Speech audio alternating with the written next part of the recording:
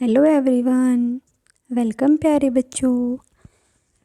आप सभी का स्वागत है हमारे चैनल नगीन बेस्ट डिजिटल लर्निंग में।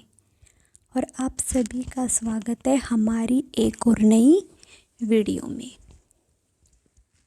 आज इस वीडियो में बच्चों हम क्लास 8 का चैप्टर नंबर 11 करने वाले हैं, चैप्टर नंबर 11। और हमारे इस पाठ का नाम है सूरदास के पद। आज इस वीडियो में हम सूरदास के पदों को पढ़ेंगे और उनको अच्छे से समझेंगे। तो चलिए बच्चों शुरू करते हैं। पाठ का नाम है सूरदास के पद। अब देखो, पाठ का नाम सूरदास के पद है तो लेखक भी कौन है? सूरदास है। तो चलिए अब हम उनके पदों को पढ़ेंगे और अच्छे से समझेंगे। तो चलिए शुरू करते हैं।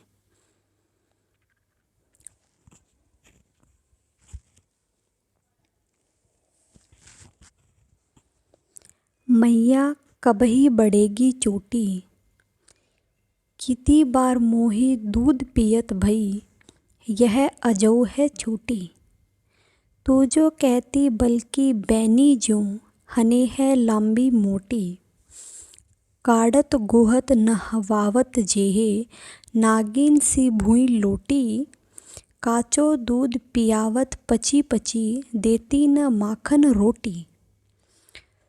सुरजीर चिवो दो भैया, हरी हलधर की जोटी। चलिए एक बार फिर से पढ़ेंगे और फिर हम इसके अर्थ को जानेंगे। मैया कबही बढ़ेगी चोटी, कितनी बार मोही दूध पियत बही, यह अजो है छोटी। तो जो कहती बल्कि बेनी ज्यों, हने है लांबी मोटी। काढ़त गोहत नहवावत जेहे, नागिन सी भुई लोटी। काचो दूध पियावत पची पची, देती न माखन रोटी। सुर चिरजीवो दो भई, हरी हलधर की चोटी। ये था हमारा पद। अब हम पहले इसके अर्थ को समझेंगे और फिर हम इसके भावार्थ को पढ़ेंगे। चलिए शुरू करते हैं।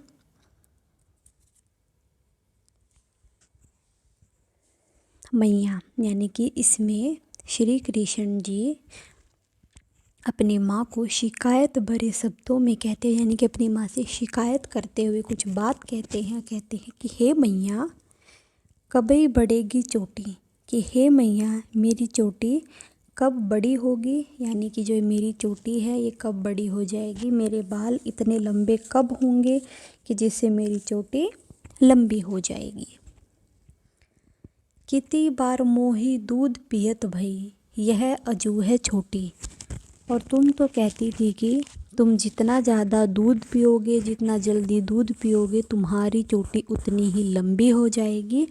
अब मुझे और कितना दूध पीना है, यह चोटी लंबी नहीं हुई, यह अजो है छोटी। यह तो अभी भी छोटी की ही छोटी है, मैंने कितना दूध पी लिया है।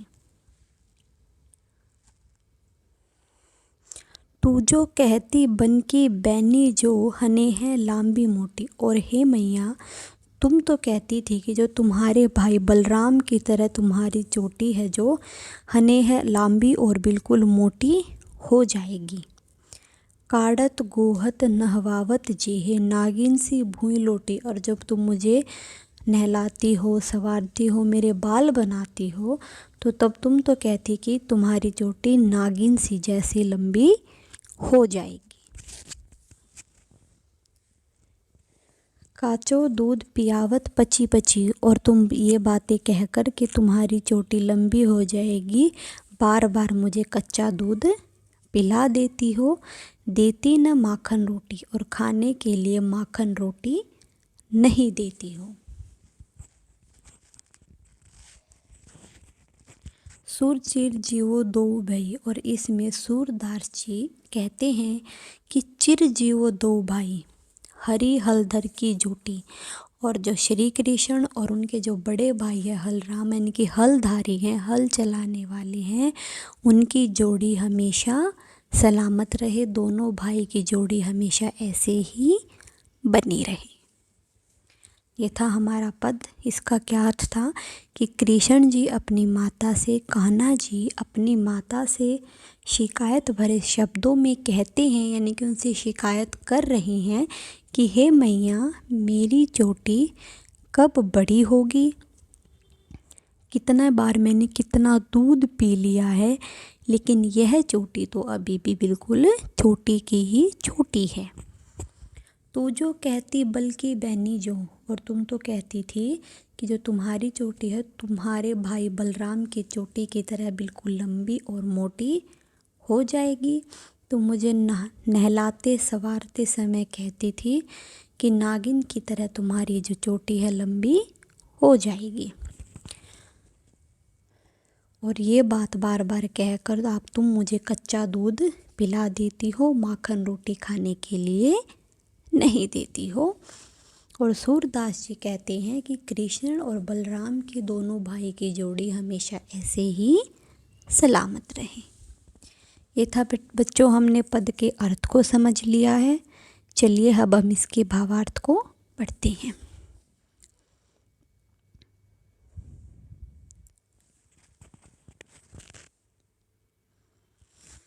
दरअसल भगवान कृष्ण दूध पीने में आनाकानी करते थे, यानी कि भगवान कृष्ण दूध आराम से नहीं पीते थे, नखरे करते थे, दूध पीने में नखरे करते थे।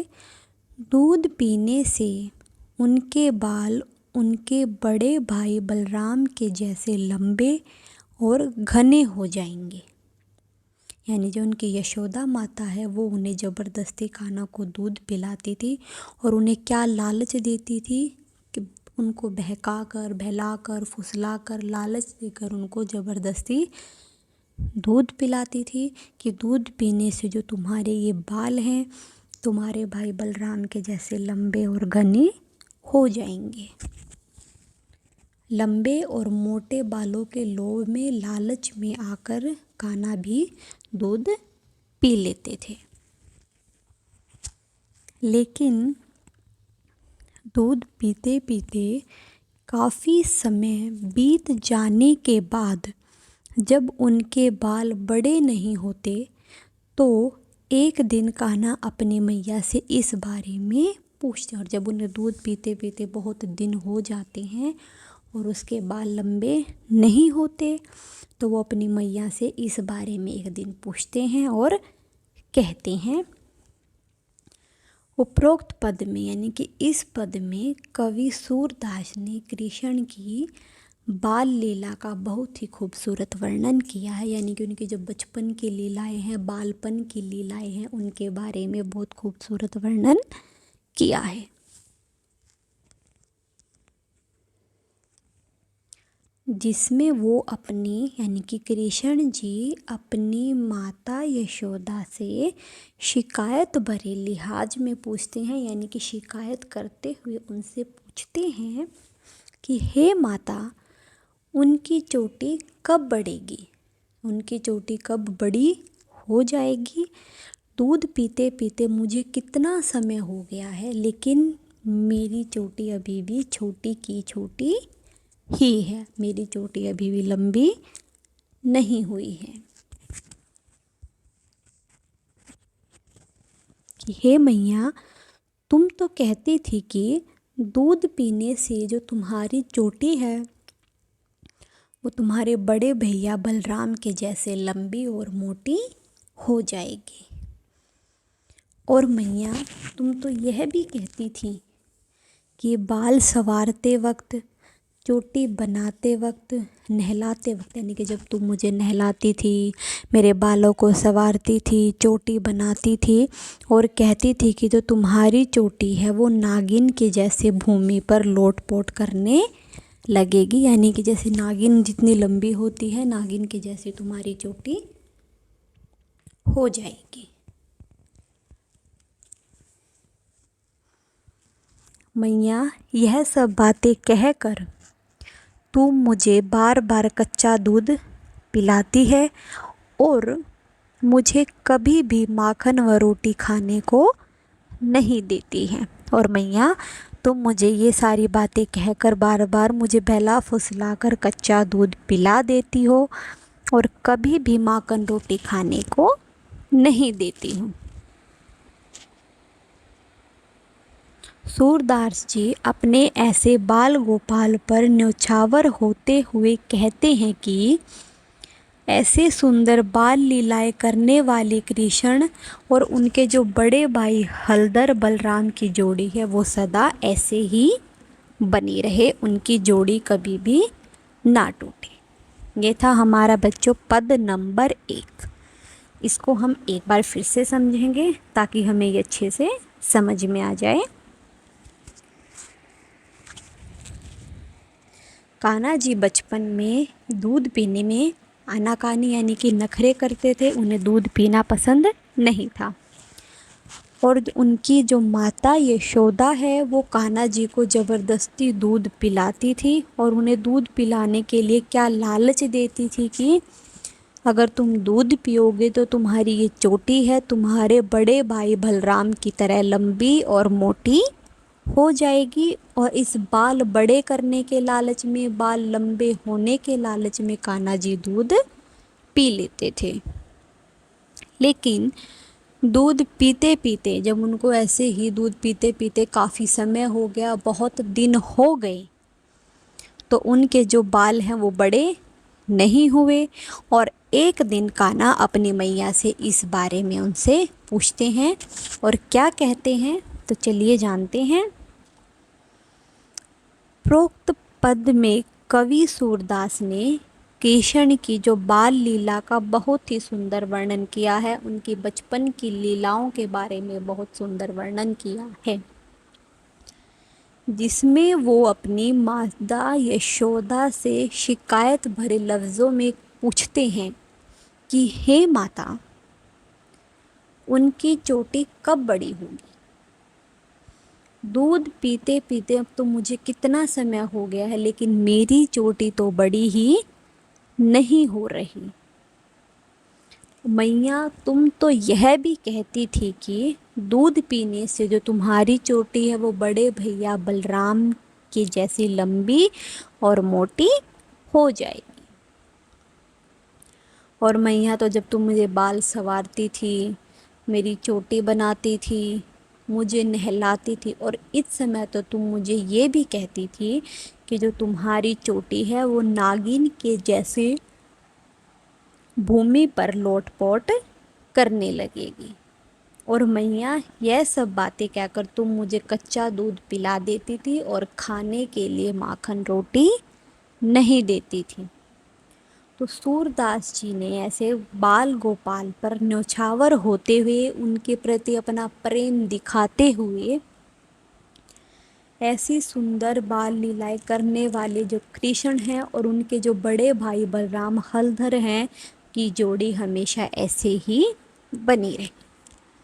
ये था हमारा पद नंबर 1। अब चलते हैं बच्चों पद नंबर 2 पर। अब उसको पहले पढ़ेंगे, फिर उसके अर्थ को जानेंगे और फिर उसके भावार्थ को समझेंगे। तो चलिए बच्चों शुरू करते हैं।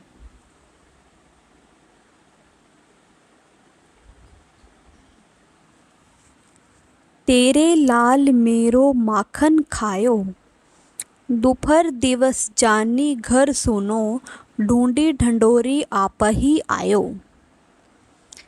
खेली किवारी पेठी मंदिर में, दूध दही सब सखनी खवायो। उखल चढ़ी सीकों को किलीनो, अनभावत भुई में डकरायो। दिन प्रति हानि होती गोरस की, यह ठोना कोने ढंग लायो। सूर श्याम को हटकीन राखी ते ही पूत अनोखो जायो। इसको हम एक बार फिर से पढ़ते हैं। तेरे लाल मेरो माखन खायो, दोपहर दिवस जानी घर सुनो, ढूंढी ढंडोरी आपही आयो। खेली किवारी पेठी मंदिर में, दूध दही सब सखनी खवायो। उखल चढ़ी सीखों को लीनू, अनभावत भुई में डकरायो। दिन प्रतिदिन हानि होती गोरस की, यह डोटा कोने ढंग लायो। सूरश्याम को हटकी ने राखी,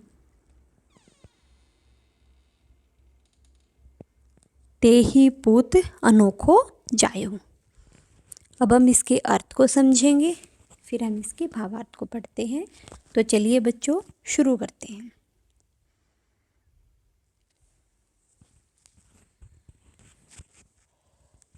प्रस्तुत पदों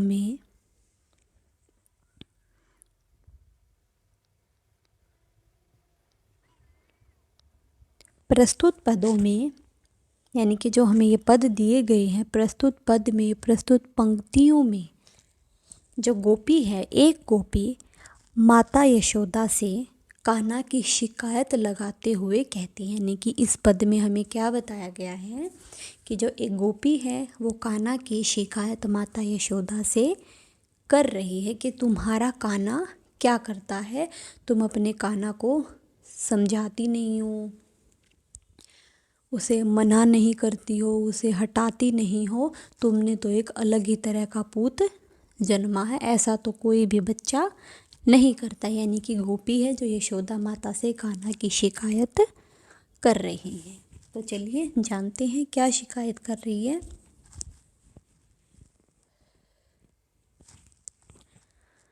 तेरे लाल मेरो माखन खायो। तो गोपी यशोदा माता से कहती है कि तेरे लाल ने, यानी कि कान्हा जी ने मेरा सारा माखन खा लिया है। यानी कि तेरो लाल, यानी कि तेरा लाल तुम्हारे कान्हा ने, तुम्हारे बच्चे ने मेरो माखन खायो, मेरा माखन खा लिया है। दोपहर दिवस जानी घर सुनो, ढूंढी ढंडोरी आप ही आयो। और दोपहर के समय में जब घर पर कोई नहीं होता है, घर जानी घर सुनो, पूरा घर सूना होता है, यानी कि जब घर पर कोई नहीं होता है, ढूंढी ढंडोरी आप ही आयो, और अपने आप ही घर में घुसकर और ढूंढ ढूंढ कर हमारा सारा माखन खा जाता है।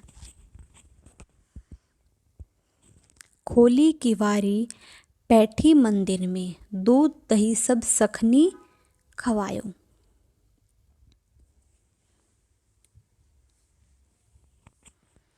कि किवाड़ खोलकर और अपने सभी दोस्त होते हैं, जो उसके मित्र होते हैं, किवाड़ को भी खोलकर और अपने सभी दोस्तों को अंदर बुलाकर दूध दही सब सखनी खवायो। और खुद ही नहीं खाता, अपने सखियों को भी, अपने दोस्तों को भी दूध दही सब खिला देता है। जो खाता है तो ठीक है, नहीं तो बाकी नीचे ज़मीन पर फेंक देता है। उखल चढ़ी सीखों को लोनू, अनभावत भुई में डर कायो। और उखल पर चढ़कर, और सीको यानी कि सीके का मतलब होता है जिसमें हम माखन को रखते हैं, माखन के रखने की जगह।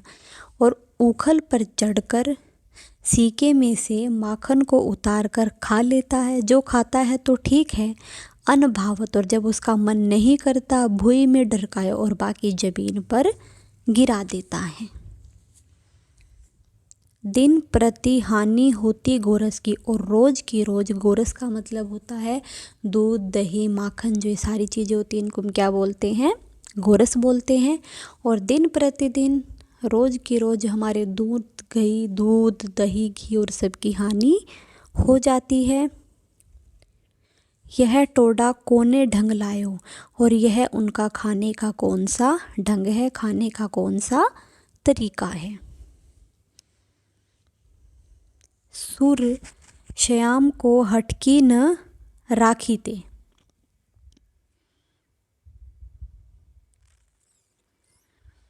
और सूरदास जी कहते हैं कि तुम उसे यह सब कुछ करने से नहीं रोकती हो, हटके न राखी, यानी कि तुम उसे नहीं हटाती हो, सूरदास जी कहते हैं। और फिर गोपी ने यशोदा माता से शिकायत की और कहा कि तुम अपने कान्हा जी को नहीं हटाती हो, उसे ना ही रोकती हो, ते ही पूत अनोखा जय, और तुमने तो अलग ही बच्चे को जन्म दिया है, अलग ही पूत जन्मा है। ये था इस पद का अर्थ। एक बार फिर से समझेंगे। तेरे लाल मेरो माखन खायो, यानी कि इसमें एक गोपी यशोदा माता से शिकायत करते हुए कहती है कि तेरे लाल ने मेरा सारा माखन खा लिया है। दोपहर के समय जब घर में कोई नहीं होता है तो घर में अपने आप ही घुसकर और ढूंढ ढूंढ कर सारा माखन खा जाता है। किवाड़ को खोलकर और घर में अपने सभी दोस्तों को बुलाकर उनको भी दूध दही और माखन खिला देता है। उखल पर चढ़कर और सीके से माखन को उतार कर खाता है। जो खाता है ठीक है, बाकी ज़मीन पर फेंक देता है। और रोज़ की रोज़ हमारे गोरस की हानि हो जाती है। यह टोड़ा कोने ढंगला, और यह खाने का कौन सा तरीका है। और फिर सूरदास जी कहते हैं कि गोपी ने यशोदा माता से शिकायत करते हुए कहा कि तुम अपने लाल को, तुम अपने कान्हा को रोकती नहीं हो, तुमने तो अलग ही पूत को जन्म दिया है। ये था हमारा पद का अर्थ। अब चलिए बच्चों इसके भावार्थ को पढ़ते हैं और समझते हैं।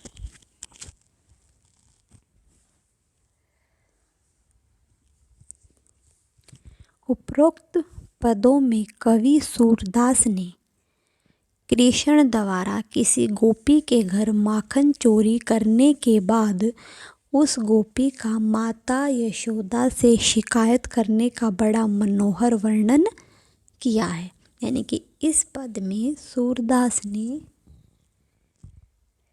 जब कृष्ण ने किसी गोपी के घर से माखन चोरी किया तो उसके बाद जो गोपी माता यशोदा से कान्हा की शिकायत करती है, उन सभी के बारे में बताया गया है। सूरदास जी कहते हैं कि एक गोपी माता यशोदा से कृष्ण की शिकायत लेकर आती है और कहती है कि हे यशोदा, तेरा लल्ला यानी कि तेरा कृष्ण रोज़ मेरा सारा माखन खा जाता है और दोपहर के समय जब मेरे घर में कोई नहीं होता है, पीछे से अकेला ही घर में आता है और सारा माखन खा जाता है। यानी कि पूरा घर खाली होता है तो उस समय पूरी छानबीन पर कृष्ण पहले तो खुद मेरे घर के अंदर दाखिल होता है और फिर घर के दरवाज़ों को खोलकर अपने दोस्तों को भी मेरे घर के अंदर बुला लेता है और फिर उनको सारा दूध दही खिला देता है। खुद तो खाता है लेकिन अपने सारे दोस्तों को भी दूध दही और माखन खिला देता है।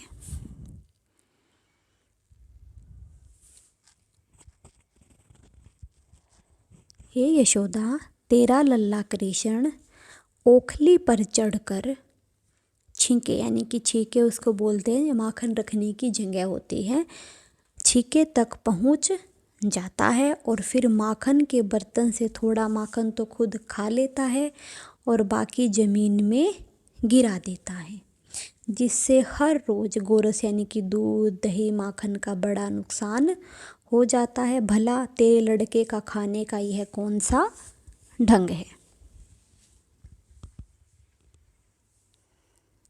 फिर सूरदास जी कहते हैं कि वह गोपी शिकायत भरे लफ्ज़ों में यशोदा से कहती है कि हे यशोदा, इतनी सब शरारत या नुकसान करने के, यानी कि तुम्हारा जो कान्हा है वो इतनी शरारत करता है, सभी गोपियों का इतना नुकसान करता है, उसके बाद भी तुम अपने कान्हा को कभी डांटती या टोकती क्यों नहीं हो, उसे समझाती क्यों नहीं हो। यानी कि कृष्ण हमारे दूध और माखन का इतना नुकसान करता है, फिर भी तुम उसे कभी यह सब करने से रोकती क्यों नहीं हो। क्या तुमने किसी अनोखे बच्चे को जन्म दिया है? क्या तुमने किसी अनोखे बच्चे को जन्म दिया है? तो ये सारी बातें गोपी जिसके घर से कृष्ण ने माखन चोरी करके खाया था, वो यशोदा माता से कान्हा की शिकायत लगाते हुए कहती हैं। ये पद हमारा यहाँ पे समाप्त होता है और इसी के साथ हमारा ये पाठ भी समाप्त होता है। इस वीडियो के लिए इतना ही। अगले वीडियो में हम इसके प्रश्न उत्तरों को करेंगे। वीडियो अच्छी लगी हो, चैप्टर समझ में आया हो तो प्लीज़ लाइक शेयर कमेंट ज़रूर करें। Thank you. Have a nice day.